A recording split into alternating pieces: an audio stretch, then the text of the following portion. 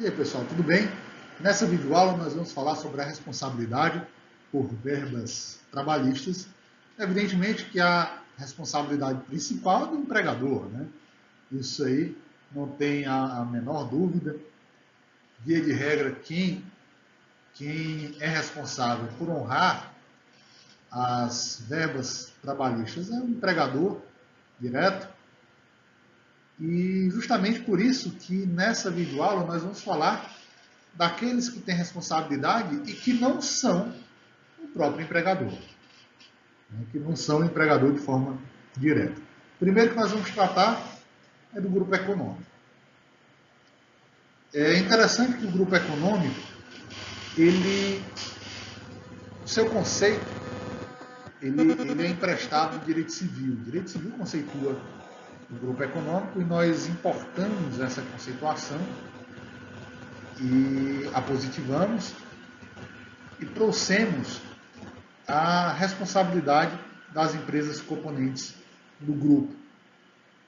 Tanto é que hoje a jurisprudência considera que, na verdade, o grupo econômico ele é um empregador único. Ou seja, você tem a carteira assinada por uma empresa do grupo, pode prestar serviço para qualquer uma das empresas daquele grupo, desde que não haja previsão contratual em contrato, e receberá suas verbas também de qualquer um dos membros do grupo.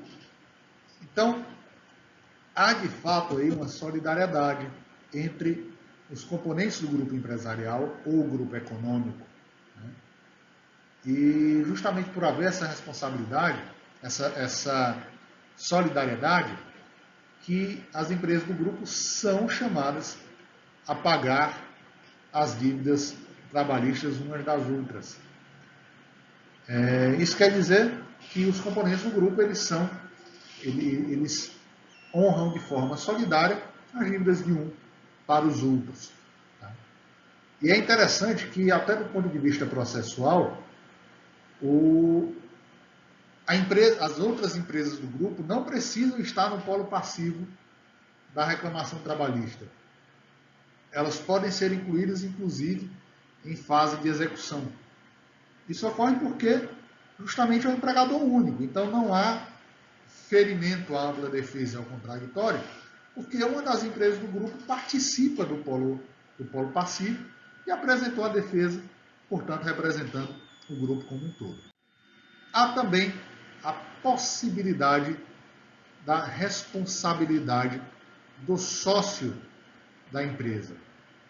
Isso advém da teoria da desconsideração da personalidade jurídica, que surgiu no direito americano e no direito bretão, no direito britânico, como Disregard Doctrine, né? E ela entra no direito brasileiro através do processo civil e de lá importada ao direito do trabalho. Os sócios podem vir a ser chamados a responder pela dívida trabalhista quando se percebe que há uma frustração da execução.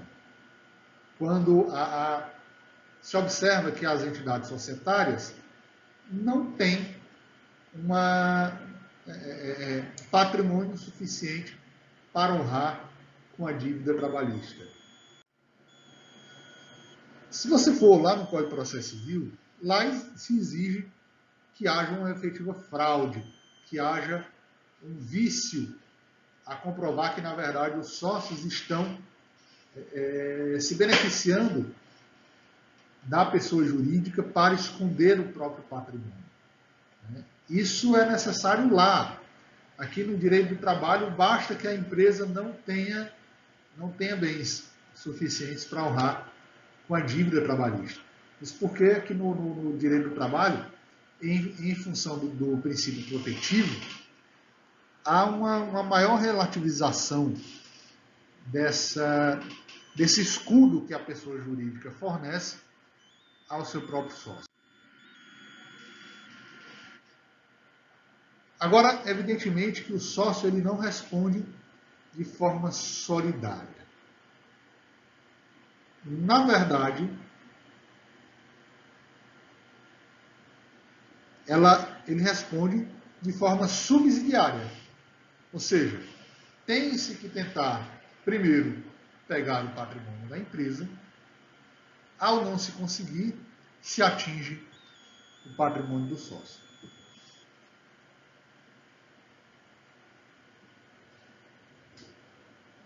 Já no caso das empresas componentes de um grupo econômico, a Justiça do Trabalho tem se posicionado que é possível o sócio da empresa ser chamado a responder pela dívida sem que a própria empresa esteja no título executivo judicial. Ora, se comentamos no primeiro slide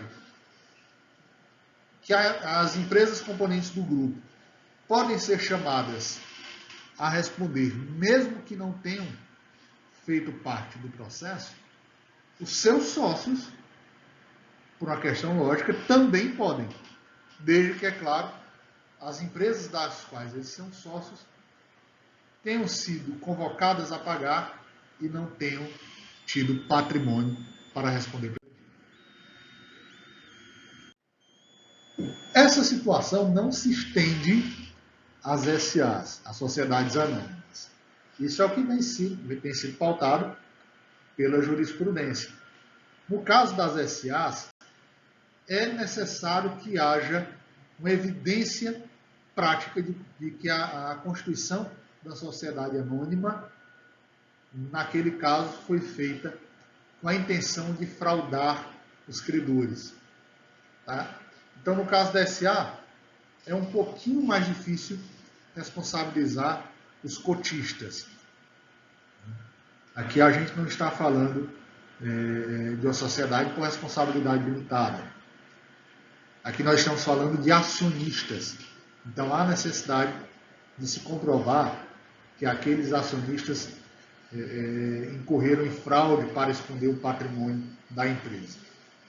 E aqui tem que se tomar um cuidado, porque não existe uma consistência jurídica muito forte a permitir que o acionista minoritário seja chamado a responder de uma dívida, principalmente quando se fala de uma SA de capital aberto, negociado na Bolsa. Já pensou se você adquirisse ações da Petrobras e fosse obrigado a pagar as dívidas da empresa? Então tem que haver. No caso das empresas de trabalho temporário, em havendo a contratação por um tomador de serviços, ele não responde de forma subsidiária ou de solidária, salvo se houver falência da empresa. No caso do trabalho temporário, responde a empresa que contrata diretamente o empregado, responde a empresa de trabalho temporário. Isso é previsto expressamente na 6.019/74. Agora, se a empresa de contrato temporário abrir falência, aí a tomadora de serviço é chamada a honrar os débitos previdenciários do período que aquele empregado prestou serviço à tomadora, bem como a remuneração e a indenização prevista na lei de trabalho temporário. Agora, para outros tipos de terceirização, a súmula 331 traz a responsabilidade subsidiária de forma irrestrita. Não se exige aqui que haja falência ou insolvência, mas meramente o inadimplemento da devedora principal, que é a empresa terceirizante. Nesse caso, não há limitação ou discriminação de verbas. Tá? Desde que sejam, é claro, obrigações contratuais trabalhistas. Essa responsabilidade ela não é solidária, mas sim subsidiária, no caso da terceirização lícita, evidentemente. Existe a responsabilidade também do subempreiteiro. O que é o subempreiteiro? Você contrata alguém para fazer uma empreita, E aí esse empreiteiro contrata um subempreiteiro. Imagina uma construção onde é contratada por empreita uma empresa para a instalação elétrica, que por sua vez contrata também por empreita uma empresa para fazer o projeto elétrico.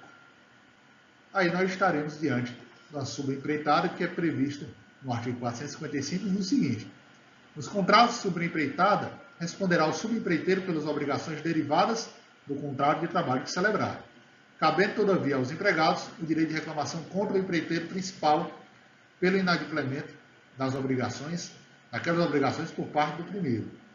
Parágrafo único. Ao empreiteiro principal fica ressalvado nos termos da lei civil ação regressiva contra o subempreiteiro e retenção de importâncias devidas para a garantia das obrigações previstas neste artigo. Ou seja, há aí uma responsabilidade subsidiária do empreiteiro principal com relação ao subempreiteiro. E aí, se você for analisar o texto literal da CLT, que foi comentado anteriormente, essa responsabilidade ela incide apenas na subempreitada e não na empreitada simples. Ou seja, ela aplica-se somente ao empreiteiro principal e não ao dono da obra, que é o contratante original, que é quem contrata a construção da obra. Agora, a doutrina tem, de certo modo, problematizado essa conclusão e tem trazido uma visão um pouco diferente para a responsabilização do dono da obra. Aqui, a súmula 331, inciso 4º, traz a responsabilidade também do dono da obra por ser um caso de terceirização. E aí, havendo essa terceirização, o tomador de serviço ele é responsável subsidiário. Inclusive, aqui no caso, o dono da obra, desde que ele participe, evidentemente, do processo. Da mesma forma, o subempreiteiro, para poder ser responsabilizado, tem que ter sido parte. E aí, quando que o dono da obra não vai ser responsabilizado? Quando ele é pessoa física. Você contrata uma empresa de construção para construir a tua casa. E aí essa empresa de construção, que você contratou por empreita, faz uma sobreempreita para que um engenheiro faça o projeto elétrico da casa. Então aí há uma subempreita. E a OJ 191 tira a responsabilidade não só do empregador pessoa física, que é o caso do exemplo, mas também do empregador pessoa jurídica que não seja empresa de construção. Então, se o dono da obra for, por exemplo, um escritório de advocacia, ele também não é responsabilizado. Esse é o autor da OJ, da Orientação Jurisprudencial número 191, da seção de dissídios individuais número 1 do TST, que diz: contrato de empreitada, dono da obra de construção civil, responsabilidade. Diante da inexistência de previsão legal específica, o contrato de empreitada de construção civil entre o dono da obra e o empreiteiro não enseja responsabilidade solidária ou subsidiária nas obrigações trabalhistas contraídas pelo empreiteiro, salvo sendo o dono da obra uma empresa construtora ou incorporadora. Então, se não for construtora ou não for incorporadora, não responde nem de forma solidária, nem de forma